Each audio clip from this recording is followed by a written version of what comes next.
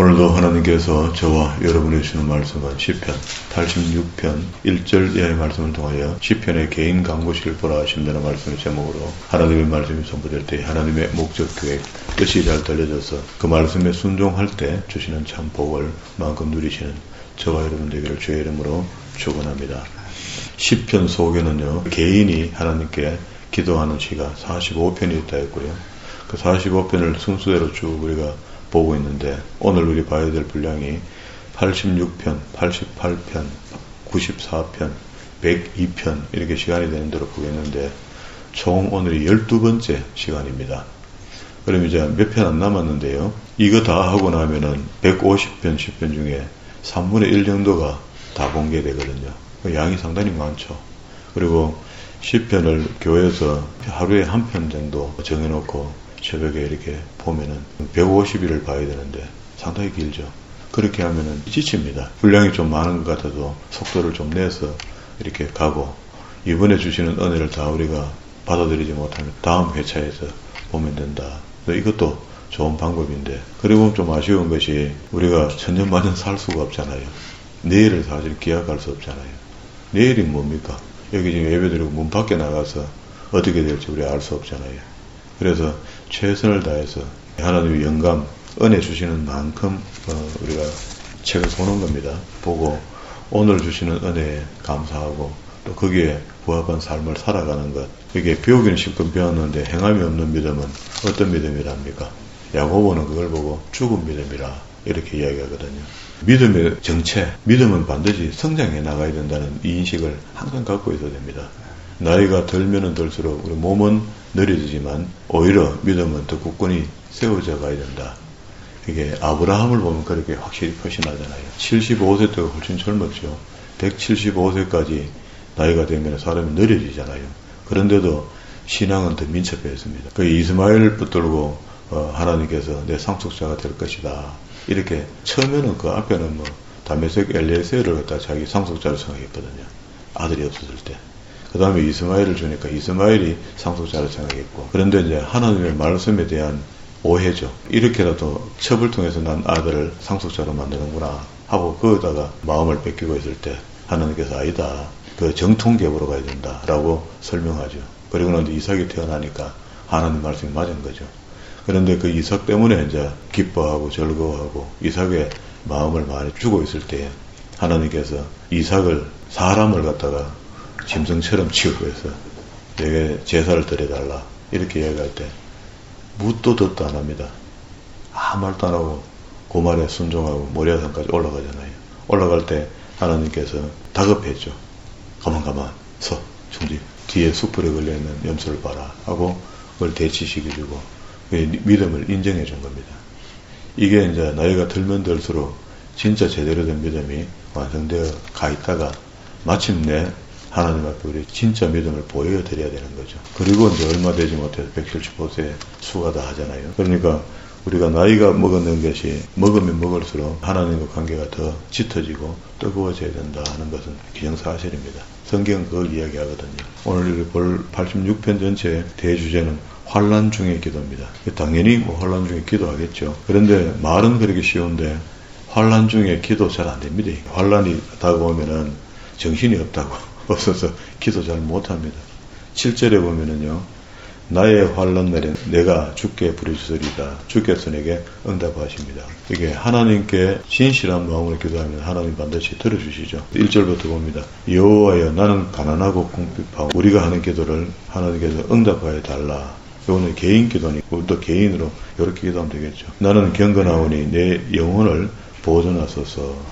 내 주 하나님이여 주를 의지하는 종을 구원하소서. 이게 하나님 의지도 안 하고 우리는 스스로 내가 경건한 사람입니다라고 고백할 수 있을 행편도 안 되고 이렇게 되면 곤란합니다. 예수 그리스도를 믿고 하나님을 배웠다는 사람이 나는 경건합니다라고 하기가 참 민망하죠. 내 영혼을 보존하여 달라 말하기도 좀 부끄럽죠. 솔직히 이야기해 보면은. 그러니까 이제 우리 신앙의 정체 상태나 마이너스로 가고 있으면은 이거 뭐 하거든요. 그래서 항상 하나님께 위기 때 기도할 때 나는 경건하게 살아왔습니다. 하나님 헛된 일을 안 하려고 애썼습니다. 나에게 구원의 복을 주옵소서. 이렇게까지 할 수 있을 정도의 신앙관을 채워가야 된다. 그걸 갖다가 단편적으로 이야기하면은요, 마태복음 7장 24절에 보면은 반석 위에 세워지는 믿음과 모래밭 위에다가 세워지는 믿음을 이야기하거든요. 그러면 이제 반석이라는 것은 하나님의 진리의 말씀이니까 예수 그리스도를 영접한다는 것은 하나님의 진리의 말씀을 받겠다는 이야기거든. 그런데 이제 인식이 잘못되니까 주님을 우리가 진리 말씀이라잖아요. 말씀이 육신이 되어 오신 이렇게 이야기하잖아요. 그러면 말씀인데 말씀하고는 상관없이 사는데 어떻게 예수님 믿는다 합니까? 내가 주를 영접했다는 것은 그가 진리로 내게 비추었다잖아요. 그러면 그게 말씀이라는데 그 요한복음 그렇게 이야기하잖아요. 말씀이라고. 말씀이 내게 왔는데 말씀을 싫어한다. 우리 지금 주변에 내가 만난 신앙인들, 교회 신앙인들, 교우들 이렇게 돌아보면 성경 공부하자 하면 입으로는 좋다 공부하자 하는데 실제로는 공부 안 하거든요. 성경 읽는 것도 연초에 되면은 원래는 꼭 1독 이상 하십시오라고 이야기하면은 좀 하다가 채워버리고 중요하지 않다는 생각하는 겁니다. 그런데 되게 중요하죠. 우리 영생의 길을 안내하는 책인데 주를 의지하는 종을 구원하소서. 3절에도 은혜를 베푸소서. 4절에도 주여 내 영혼이 주를 우러러 보오니 주여 내 영혼을 기쁘게 하소서. 이게 하나님 허락하시면 얼마나 우리가 기쁠까요? 속사람이 그죠? 주는 선하사 사죄하기를 즐거워하시며 주께 부르짖는 자에게 인자함이 구하십니다. 이것도 맞죠. 하나님은 변함이 없으시는데 우리가 파죽 끓듯 신앙관이 바뀌죠. 자꾸. 여호와여 나의 기도에 귀를 기울이시고 내가 간구하는 소리를 들으소서. 나의 환난 날에 내가 부르짖으리니 주께서 내게 응답. 환난이 아니더라도 기도를 쉬지 않고 하는 사람. 그래 하나님께서 내게 복 주실 줄 알면서도 그 복을 위해서 우리 기도하라는 게 우리 원칙이잖아요. 그렇게 하나님과 교제함이 늦춰져서는 안 된다. 그게 가장 쉬운 것이 하나님의 말씀을 묵상하는 겁니다. 정한 시간에 하루에 몇 장 정도는 성경 읽어야 되겠다 하는 그런 걸 다짐하고 읽는 거죠. 읽으면 반드시 하나님께서 만나주십니다. 그죠? 8절에 주여 신들 중에 주와 같은 자가 없사오며 주의 행하신 것 같은 일도 없나이다. 10절에 무릇 주는 위대하사 기이한 일들을 행하시오니 주만이 하나님이십니다. 11절에 여호와여 주는 주의 도를 내게 가르치소서. 내가 주의 진리를 행하오리니 일심으로 주의 이름을 경외하게 하소서. 한 마음으로 갈라진 마음 말고 오늘은 읽겠다가 내일은 적겠다가 이런 거 말고 주 나의 하나님이여 내가 진심으로 주를 찬송하고 영원토록 주의 이름에 영광을 돌리오리니 이는 내게 행하신 주의 인자하심이 크사 내 영혼을 깊은 소울에서 건지셨습니다. 우리가 지옥 갈 삶을 살고 있다가도 하나님과 관계가 회복되면 다시 천국으로 옮겨지는 겁니다. 그지? 그리고 14절에 하나님이여 교만한 자들이 일어나 나를 치고 포악한 자의 무리가 내 영혼을 찾아싸우며 자기 앞에 주를 두지 아니하였나이다. 세상은 이렇게 돌아가고 있는데 그러나 주여 주는 긍휼히 여기시며 은혜를 베푸시며 노하기를 더디하시며 인자와 진실이 풍성하신 15절의 말씀이 하나님의 성품이거든요. 성경에 하나님의 성품을 설명할 이런 단어들이 들어간단 말이에요. 그게 다윗은 하나님을 잘 알고 있죠. 그런데 우리는 부르짖어 기도할 줄 아는 것 같은데 때로는 답답하면 기도하죠. 부르짖어 하는데 하나님을 잘 모르는 것 같아요. 하나님이 어떠신 분인가를 어쨌든 배워야 됩니다. 성경을 통해서. 오늘도 여기 15절을 이뤄놓고 하나님의 성품 쓰면 다음에 읽을 때 편리하겠죠. 내게로 돌이키사 16절 내게 은혜를 베푸소서. 주의 종에게 힘을 주시고 주의 여종의 아들을 구원하소서. 은총의 표적을 내게 보이소서. 그리하면 나를 미워하는 그들이 보고 부끄러워하오리니 여호와여 주는 나를 돕고 위로하시는 이신이다 하는데 은총의 표적을 내게 보여달라 하죠. 우리도 이런 기도 필요합니다. 어떤 기도는 우리가 드리고도 응답하실란가 말란가 믿고는 하긴 하지만 좀 궁금할 때가 있잖아요. 그러면 이제 마지막 기도 끝에다가 하나님 오늘 드렸던 모든 기도가 하나님 들어주실 줄은 믿사오니 내게 표적으로 조금 보여주시면 어떻겠습니까? 하고 구해보는 거죠. 그러면은 저 경험에는요, 저는 이렇게 똑부러진 기도는 안 했지만 하나님이 표식으로 알 수 있도록 기도하고 나는데 우리 기쁨이 팍 생긴다든가 마음의 평안이 온다든가 이렇게 표적이 나타나잖아. 그러면은 뭐 이거는 틀림없다. 응답한다. 이게 확신이 생기자. 그것보다 88편으로 간다. 대주제가 고난 중에 부르짖음, 해만의 시입니다. 그리고 1절에 보면은 여호와 내 구원의 하느님이여 내가 주야로 주 앞에서 부르짖사오니, 부르짖는 기도. 이게 고통 중에 있는데 점잖게 앉아가 도와주시든지 마시든지 이렇게는 할 수 없잖아. 고통이 강하면 강할수록 우리가 더 큰 소리로 기도하게 되겠죠. 나의 기도가 주 앞에 이르게 하시며 나의 부르짖음이 주의 귀에, 우리가 기도할 때 하나님 안 들어주시면 곤란하잖아. 귀를 기울여 달라. 3절에 무릇 나의 영혼에는 재난이 가득하며 나의 생명에는 서울이 가까워졌다. 우리가 수가 다 돼가는데 구원의 확신도 없고 이렇게 한번 살아보세요. 그냥 믿음의 동료들이 믿습니다 하니 나도 믿습니다 따라하고, 주의 삼창 하나까지 주의 삼창하고, 이렇게 신앙생활 하다가 나이가 후반기로 넘어도 죽음이 가까이 와봐요. 그러면 이제 불안해집니다. 이제 이 시인도 역시 이런저런 고통 속에 하나님께 간구하기를, 나의 영혼에는 재난이 가득하고 나의 생명에 서울이 가까워서 나는 무덤에 내려가는 자와 같이 인정되고 힘없는 용사 같으며, 누가 봐도 저 사람은 좀 있으면 가겠다. 우리 사람이 이제 수가 다하면은 얼굴빛이 보면은 이렇게 표시납니다. 낯빛을 보면 표시가 나거든요. 죽은 자 중에 던져진 바 되었으며 죽임을 당하여 무덤에 누운 자 같으니, 그건 시체죠. 이걸 갖다가 계시록에 보면은 푸르무리한 색깔, 시체 색깔이 있거든요. 주께서 그들을 다시 기억하지 아니하시니 그들은 주의 손에서 끊어진 자이니다. 주께서 나를 깊은 웅덩이와 어둡고 음침한 곳에 두셔싸우며 주의 노가 나를 심히 누르고 주의 모든 파도가 나를 괴롭게 하셨나이다. 셀라. 여기에 해만이 기도하는 것은 하나님께서 자기에게 이런저런 어려움을 주셨는데, 원인은 자기에게 있겠죠. 자기가 실수한 것들이 있고 이런 것들 때문에 회심, 돌아보는 기간이 이렇게 됐을 때 하나님께 기도하는 겁니다. 셀라. 8절에 주께서 내가 아는 자를 내게서 멀리 떠나게 하시고 나를 그들에게 가정한 것이 되게 하셨사오니 나는 갇혀서 나갈 수 없게 되었다.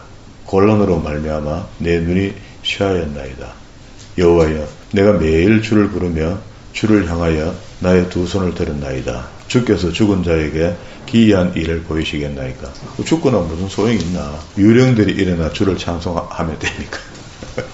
어쨌든 나를 살리가 내가 찬송하는 소리를 하나님 들으소서 하고 셀라. 그리고 잠시 쉬었다가 다시 11절 주의 인자하심을 무덤에서 주의 성실하심을 멸망 중에서 선포할 수 있겠습니까? 우리가 하나님이 나에게 긍휼을 베풀었다는 것을 우리는 입을 다물고 있지만, 내게 은혜 주신 것들이잖아요. 긍휼을 베푸신 것, 이런 것들이 있을 때 많은 사람들한테 내가 믿는 하나님 이런 하나님이라고 솔직담백하게 이야기할 수 있었는데 그것도 또 숨기는 사람이 있다. 그죠? 부끄러워서. 12절에 흑암 중에서 주의 기적과 이점의 땅에서 주의 공의를 알 수 있으리까. 흑암이라는 것은 샤캄하고 완전히 검은색을 이야기하니까 그 속에 들어가면 그게 바로 이제 무지경이 되겠죠. 여호와여 내가 주께 부르짖사오니 아침에 나의 기도가 주의 앞에 이르리다. 기도자의 바람입니다. 밤새도록 기도하고 아침이 되어 태양이 뜰 때쯤 될 때 하나님께서 응답하여 주실 것. 우리는 이제 신약에서 시우에 알맞는 비 이렇게 비유하죠. 우리가 드렸던 기도가 합당하시면은 하나님께서 늦은 비와 이른 비를 주실 때처럼 이런 말입니다. 여호와여 어찌하여 나의 영혼을 버리시며 어찌하여 주의 얼굴을 내게서 숨기시나이까. 숨긴 적 없습니다. 하나님은. 그런데 우리 쪽에서 봤을 때, 인간 쪽에서 봤을 때 하나님이 없는 것 같고 아니 계신 것 같고 안 보는 것 같고 이런 거죠. 내가 어릴 적부터 고난을 당하여 죽게 되어 싸우며 주께서 두렵게 하실 때에 당황하였나이다. 주의 진노가 내게 넘치고 주의 두려움이 나를 끊어나이다. 이런 일이 물같이 종일 나를 애우며 둘러쌌다는 거죠. 함께 나를 둘러쌌다. 18절 주는 내게서 사랑하는 자와 친구를 멀리 떠나게 하시며 내가 아는 자를 흑암에 두셨나이다. 그렇게 우리 주변에 있는 사람들 중에 많은 사람들이 흑암으로 내려간 사람들이 있다. 우리가 지금 만나고 살고 있지만 지금은 다 세상에 이선이 자기는 자기 라이프를 살잖아요. 살지만 우리는 이제 알잖아. 저 예수 안 믿고 죽으면 안 된다는 거. 그런데 이제 믿는다라고 하고 있지만은 불안합니다. 이제 의식이 있고 생각이 깊은 목사님들은 설교 속에 그런 이야기들 가끔씩 하는데 저같이 이렇게 맨날 이렇게 이야기하면 듣는 쪽에서는 참 힘들죠. 열심히 믿어왔는 것 같은데 목사님 이야기 들어보면 더 열심히 해야 된다라고 자꾸 이야기하는 것 같으니까 부담스럽기도 하잖아요. 그런데 이게 진짜입니다. 성경의 80%가 하나님의 진노의 함성이에요. 진노가 딴 게 아니고 그래서 하나님 지옥 간다 이 말이거든. 그리고 하나님을 그렇게 알고 해서 되나 바로 알아라 자꾸 책망하거든요. 이 책망의 소리가 설교에서 듣기지 않으면은 사람은 방자해집니다. 그러니까 나쁜 쪽으로 자꾸 간다고. 94편으로 갑시다. 94편의 대주제는요, 심판하시는 하나님. 우리가 심판하시는 하나님인 거 알죠? 아는데 여기 시인의 이름은 안 나타나 있지만 우리 모두가 다 하나님이 심판하시는 하나님인 것을 간간히 이렇게 배워야지 각인된다고. 우리 속에서. 그게 2절에 세계를 심판하시는 주여 일어나사 교만한 자들에게 마땅한 벌을 주소서. 여호와여 악인이 언제까지 계가를 부리리까. 두 번이나 이렇게 하는 것은 중요한 이야기입니다. 그게 히브리어 문법이 이렇습니다. 한 번은 원급, 두 번은 비교급, 세 번은 최상급이거든요. 되게 쉐다 이 말입니다. 1절부터 봅니다. 여호와여 복수하시는 하나님이여 복수하시는 하나님이여 빚을 비추소서. 원수 갚는 것은 내게 있다. 하나님께서 그렇게 말씀하시거든요. 하나님의 빚을 비추소서 하는 말은 심판하소서 이런 말이에요. 진리의 빛이 우리에게 다가오면은 어둠이 분별이 되겠죠. 가짜와 진짜가 나타나겠죠. 그래서 세계를 심판하시는 주여 일어나서 교만한 자들에게 마땅한 벌을 주소서 하는데 우리가 살아있는 동안에 이렇게 벌 받는 일도 볼 수도 있을 수 있겠지만은 우리가 이제 이야기하는 거는 마지막 심판 때를 이야기하잖아요. 종국의 심판을 이야기합니다. 이 여기다가 옆에다가 이 심판은 예수님의 재림 때를 이야기하니까 종국사적 종말의 심판 이렇게 쓰면은 그게 이제 성경에 기록한 데를 찾으면 요한계시록 20장입니다. 20장에 가면은요, 한번 보고 갑시다. 요한계시록 20장. 요한계시록을 기하중 구조로 설명을 볼 수 있는 것은요, 7번째 나팔을 부는 날, 그 다음에 11장 15절이죠. 11장 15절에서 7째 천사가 나팔을 불며 하늘에 큰 음성들이 나서 이르되 세상 나라가 우리 주와 그의 그리스도의 나라가 되어 그가 세세토록 이제 왕노릇 할 때가 됐다는 거야. 이때 이 이야기가 7번째 나팔이 불려진다는 것은 그것에다가 고린도 전서 15장 51절에 보면은 휴거에 대한 이야기가 잘 나와 있습니다. 바울이 그걸 다 설명했거든요. 그러면 성경의 계시록보다는 고린도 교회에 바울이 이야기할 때 휴거에 대한 얘기를 더 상세하게 이야기해요. 계시록보다도. 그리고 이제 이 7번째 나팔이 불 때 우리가 호련히 변화된 모습으로 하늘에 휴거대에 올라가는데 그때 바쁘게 일어나는 일들을 눈에 보이고 경험할 수 있고 볼 수 있는 그런 상황들을 펼쳐주는데요. 순간적으로 제일 먼저 보인 것이 19절에 16절과 18절은 24장로들이 하늘을 경배하는 장면을 보여주는데 하늘로 갔다는 것. 그리고 19절에 이에 하늘에 있는 하나님의 성전이 열리니 7번째 나팔을 부니 하나님의 성전이 열렸다는 겁니다. 그 성전이 열렸는데 그 안에 뭐가 있느냐? 하나님의 언약궤가 보이고 또 번개와 음성들과 우레와 지진과 큰 우박이 있다. 이거는 대접재앙의 재료죠.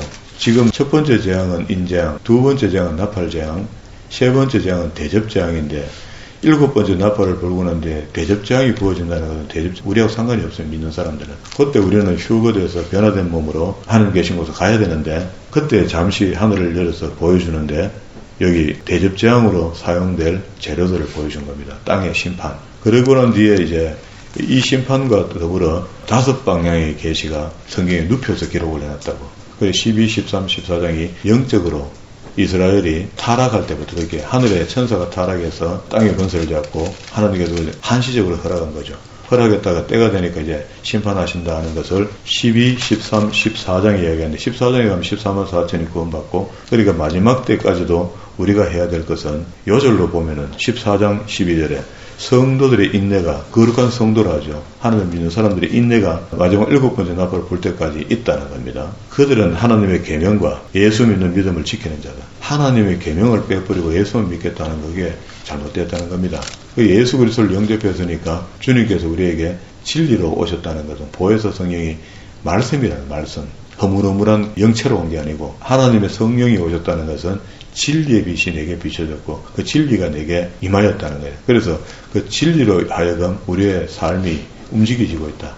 믿어지고 이게 좀 이해가 돼야 되죠. 그리고 이제 두 추수하는 자의 예고가 있고 그러면 이제 이게 마지막이 끝이야. 14장 끝에 7번째 나팔이 불려진다 이런 말이죠. 역사 이야기니까. 그리고 15장과 19장에는 15장을 따로 보고 이제 주님이 오시는 장면을 일부 설명합니다. 7 재앙이 또 하늘에 크고 이상한 다른 이적을 보며 7째 천사가 7 재앙을 가졌으니 곧 마지막 재앙이라. 맞죠? 7번째 재앙이 떨어졌을 때 상황, 그리고 유리바다 건너편에 이미 휴거되어 올라간 사람들의 그 모습이 여기 보입니다. 2절에 요한이 본 거죠. 또 내가 보니 불 섞인 유리바다 같은 것이 있고 짐승과 그 우상과 그의 이름의 수를 이기고, 요거는 666인을 이야기합니다. 벗어난 자들이 유리바다 가에 서서 하나님의 검은고를 가지고 하나님의 종 모세의 노래, 어린 양의 노래, 이게 성령의 노래죠. 이 모세의 노래는 홍해를 건너왔을 때 그 기쁨과 감사를 하나님께 찬양했던 게 모세의 노래. 맞죠? 요거는 어린 양의 노래 지금 하는 겁니다. 여기에 이제 8절까지 있고요. 16장, 17장, 18장은 땅에 남은 사람들에게 대접재앙이 부어지고, 17장에는 17절 후미에 보세요. 큰 음녀가 받을 심판을 내가 보이리라 하고 보여줬고, 짐승의 비밀을 여기 적어 나왔습니다. 짐승이 뭐냐? 이거는 그 칼빈 이후로 전부 다 이걸로 가톨릭이라고 이야기해요. 종교, 음녀. 그리고 18장에서는 바벨론의 멸망입니다. 그러니까 음녀는 항상 짐승 나라와 함께 다닌다. 연합해서 다닌다. 그렇게 18장 안에 있는 이야기는 바벨론 나라인데, 이거는 이제 지금 현재로 봐도 되는 미국을 지칭합니다. 미국 안에 실질적으로 움직이는 사람들이 누군지 알잖아요. 유대인들이 움직이고 있죠. 그리고 15장과 19장이 또 다른 하나의 파라다임이고, 그러면 16, 17, 18장이 또 하나의 파라다임이고, 그리고 이제 19장 11절에 보면 또 내가 하늘에 열린 것을 보니 보라 백마와 그 탄자가 있으니 그의 이름은 충신과 진실이라 공의로 심판하며 싸우더라 하는데, 그 눈은 불꽃 같고 머리는 많은 관들이 있고 이름 쓴 것이 있는데 자기밖에 모르고 피 뿌린 옷을 입었고 그 이름은 하나님의 말씀이라 칭하더라 하면서 여기 그리스도의 재림하는 장면을 이렇게 보여줍니다. 그리고 그분이 와서 19절에 또 내가 보매 짐승과 땅의 임금들과 그들의 군대를 모여 말탄자와 그 군대와 더불어 전쟁을 일으키다가 짐승이 잡히고 거짓 선자도 함께 잡힌다 하죠. 이 둘이 산처로 20절 후미에 유황 불못에 던지고, 이게 무지경이죠. 유황 물속에 들어가더니 그 나머지는 말탄자의 입으로 나오는 검으로 죽었습니다. 다 시체가 됩니다. 그리고 새들이 와서 그걸 다 뜯어먹어요. 그리고 난 뒤에 다시 장면이 바뀌는데 천연왕국이 다시 열립니다. 20장 1절에. 그러니까 이걸 건너서요, 앞에 19장 21절 끝에다가 20장 10절로 간다 써놓고 그 결과를 봅시다. 앞에 곡과 마곡의 전쟁 이런 까지 다 보려면 너무 길어지니까 10절에 보면 결론이 일어나옵니다. 주님이 오셔서 7번째 나팔이 불 때 결론이, 또 그들을 미혹하는 마귀가 불과 유황못에 던져지니 거기는 그 짐승과 거짓 선자가 미리 들어갔죠. 20절과 21절에서 미리 들어간 짐승, 미리 들어간 거짓 선자도 있죠. 제일 마지막에 잡히는 게 에뱀, 용, 마귀, 사탄. 요게 잡힘으로 모든 일이 다 끝이 납니다. 그러면은 7번째 나팔이 부는 동시에 20장 11절에 있는 이 백보자 심판도 이루어지겠죠. 동시에. 그러니까 7번째 나팔이 불려지고 난 뒤에 성경의 기록은 12, 13, 14장을 따라와 기록해서 설명해주고 16, 17, 18장은 땅에 남은 사람들에게 재앙이 부어져서 어떤 결과를 만들어낸다는 걸 보여주고, 그리고 주님이 오시는 장면을 15장과 19장에서 보여주는데 19장에서는 흰말 타고 오시는 그분이 오셔서 뭘 한다고? 짐승을 잡고 거짓선을 잡고 마지막에 에뱀, 용, 마귀, 사탄도 잡아갖고 부지경이 속에 집어넣는 것으로 1차적으로 끝이 나고, 그리고 이런 전쟁을 그냥 마구해가 마구 잡아놓고 마구 지역으로 보내는 게 아니고 11절에 또 내가 크고 흰 보좌와 그의 앉으신 이를 보니 땅과 하늘이 그 앞에서 펴져 피하여 간 데가 없더라. 또 내가 보니 죽은 자들이 큰 자나 작은 자나 그 보좌 앞에 서 있는데 책들이 펴있고 하는데, 이 책들이라는 복수가 하나는 행위록, 하나는 구원록. 행위를 따라 책들에 기록된 대로 심판을 받게 된다. 우리 일평생 살았던 삶 속에 나를 내가 스스로 내 일기장을 돌아봐도 얼굴이 뜨끈뜨끈한 부분들이 많은데 행위록에다 기록해 놓은 것이 얼마나 정밀하고 세밀할까요? 그래서 이걸 갖다가 단숨에 그 백보자 심판 앞에 서면은 영화 화면처럼 스크린처럼 쭉 지나가면 다 보여주는데 정말 부끄러운 거야. 그럼에도 불구하고 예수 그리스도를 믿는 사람들은 어떻습니까? 여기 백보자 심판 앞에 선다는 사람도 있고 구원함을 입은 사람이 안 쓰고 휴거되고 바로 갚으렸다 하는 사람도 있는데, 갔든 안 갔든 간에 그 기록은 다 남아 있습니다. 그죠? 그러면은 이 땅에서 지금 사는 동안에 부끄러운 일들을 좀 덜 하고 부끄러운 일들을 했으면은 그거에 대해서 회개하는 게 좋겠죠. 빨리빨리. 그래서 회개하라는 겁니다. 마지막 날까지. 그리고 15절에 누구든지 생명책에 기록되지 못한 자는 불못에 던지는데 지옥까지요. 근데 생명책에 한번 기록됐다고 영원히 끝난 게 아니다는 것을 여러분 기억해야 됩니다. 이거는 한번 구원받아가 영원한 구원이 될 수 없다는 것을 이야기하는 겁니다. 모세가 시내산에 계시는 하나님께 내 이름을 생명록에서 지워버릴지라도 이 백성들을 구원하여 달라고 이스라엘 민족을 위해서 기도하는 장면이 있거든요. 그러면 모세가 하나님을 시험했단 말입니까? 못 지우는 거 알면서 지울지라도 이 백성들을 구원하여 달라 이렇게 기도했겠단 말이죠. 지워집니다. 지워줄 수 있다고. 이게 지워진다고 봐야 바로 오는 거지. 한번 구원받으니까 영원히 안 지워지니까 그럼 마음대로 구원파 되는 거죠. 구원파. 희미하게 될 수도 있다. 짙어질 수도 있고. 이걸 갖다가 제가 성경 기록 안 된 걸 말하는 건 좀 무리하지만 우리 성경의 이름이 지워질 때는 섬세하게 들여다보면 희미해져서 없어지지. 서서히 진해지겠지. 뭐 아니겠습니까? 근데 여기 이제 백보자 심판. 그리고 난 뒤 21장에 시안과 셋 땅이 또 다른 장면으로 보여주는데 그러면 제가 봤을 때는 5갈래 정도의 방향으로 책을 기록해 놨거든요. 읽을 때 이걸 연결해서 읽으면 절대 이해가 안 됩니다. 그러면 이제 11장 15절 이후에 읽을 때는 12, 13, 14 한 달락, 15, 19 한 달락, 16, 17, 18 한 달락, 21 한 달락, 22 한 달락. 이렇게 보면은 그러면 6개 돼요. 6방향으로 책을 보면은 그게 케아젠 구조라고. 그렇게 보면은 이제 분명히 그 사이에 우리는 흰보자 심판 앞에 설 수밖에 없도록 되어 있다. 구원함을 입어서 서는 것은 당당하게 설 것이고 구원함이 없이 있으면 불안할 거고 회개도 안 하고 살다가 여기 심판이다. 그죠? 다시 본문으로 돌아왔습니다. 여기 하나님이 이 마더프렌을 다 그려놓고 우리에게 이렇게 살지 말라고 지금 보여준 거거든. 계시록은. 그런데 계시록을 안만 잘 읽으면 뭐합니까? 오늘 사는 게 하나님이 눈밖에 날 삶을 살고 있는데 눈밖에 난다는 것은 하나님의 도를 안 지켰다는 거잖아. 그러면 구약에 있는 하나님의 도, 오경 속에 있는 하나님의 명령의 말씀을 어디가 있는지 잘 배우고 그 배운 말씀대로 우리가 살아간다 할 때 뒤에 것이 보장되는 거죠. 그걸 이미 다 보여준 겁니다. 그러니까 심판하시는 하나님을 우리는 다시 만나는데 이것도 시인은 미상입니다. 2절에 세계를 심판하시는 주여 일어나서도 교만한 자들에게 마땅히 벌을 주소서. 아까 벌 주는 거 봤죠. 여호와여 악인이 언제까지 개가를 부르리까. 그들이 마구 짓거리며 오만하게 떠들며 죄악을 행하는 자들이 다 자만한다. 여호와여 그들이 주의 백성을 짓밟으며 주의 소유를 공고하게 하며 과부와 나그네를 죽이고 고아를 살해하며. 우리는 과부를 괴롭게 하고 나그네를 어렵게 하고 직접적으로 대놓고 고아를 살해한 적도 없지만은 이런 일들 하는데 방관하는 것도 그 죄에 들어갑니다. 이걸 보고도 아무 말도 안 하고 이렇게 있는 그것도 죄의 한 부분이거든요. 말하기를 여호와가 보지 못하며 야곱의 하나님이 알아차리지 못하리라 하고 하나님의 이름을 망명되이 한다. 백성 중에 어리석은 자들아 너희는 생각하라. 무지한 자들아 너희는 언제나 지혜로울까.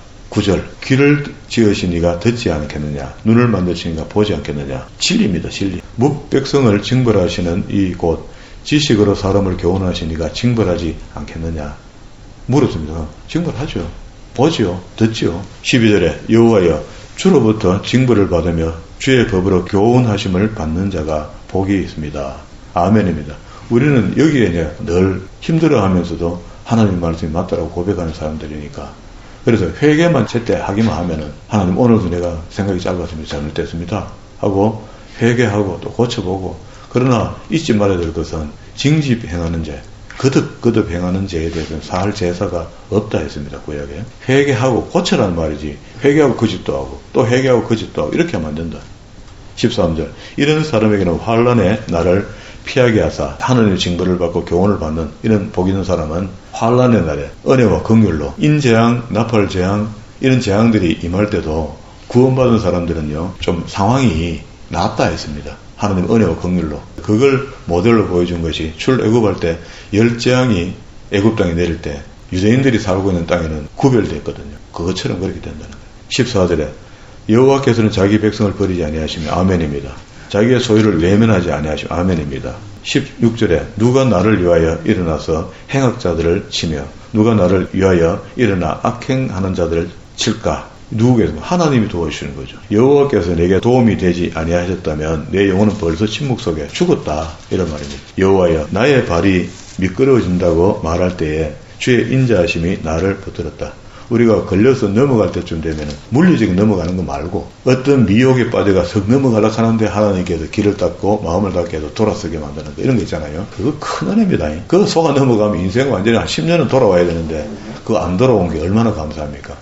그러니까 우리가 미혹이 안 넘어가도록 하는 거, 안 미끄러지게 하는 거. 19절 내 속에 근심이 많을 때에 주의 위안이 내 영혼을 절룩하시나이다. 율례를 빙자하고 전화를 꾸미는 악한 재판장이 어찌 주와 어울릴 수 있겠나. 어울릴 수 없다 이거는.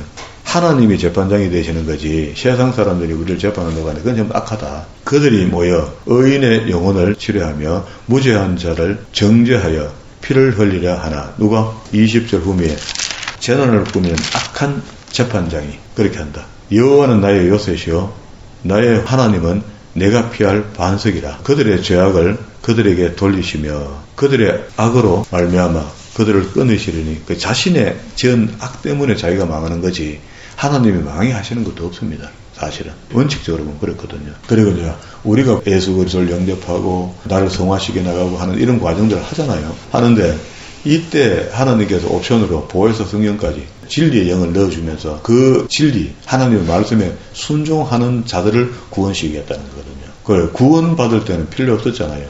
이 진리가 아무것도 없잖아요. 그런데 인치나요 믿습니다 했더니 보혜사 성령의 진리의 영으로 우리에게 임하셨고 그 진리의 영으로 임하신 분이 우리에게 푸시하는 것이 성경을 창세부터 계시록까지 배우라는 거예요. 어느 예언자한테 가서 예언 듣고 똑바로 살아라 이런 것도 없습니다. 그죠? 이렇게 성경 말씀을 보라는 겁니다. 네, 여기까지 오늘 정리했습니다. 우리는 반드시 살고 난 뒤에 마지막 날에 아까 우리 계시록에 봤던 흰보다 심판 앞에 서게 되어 있습니다. 이게 우리가 구원받은 자로서든 구원받지 않는 자로서든 섭니다. 일단 왜 그러냐 하면요, 우리가 알고 있는 하나님의 공의와 의로움이 혹 불의하게 마지막 날에 흰보다 심판 앞에 서서 잘못되어 지옥 갈 사람이 천국 가고 천국 갈 사람이 지옥 가는 오류가 발생하지 않도록 마지막 점검 차원에서 그렇게 하시는 것 같아요. 하나님의 정밀성이 그렇다고.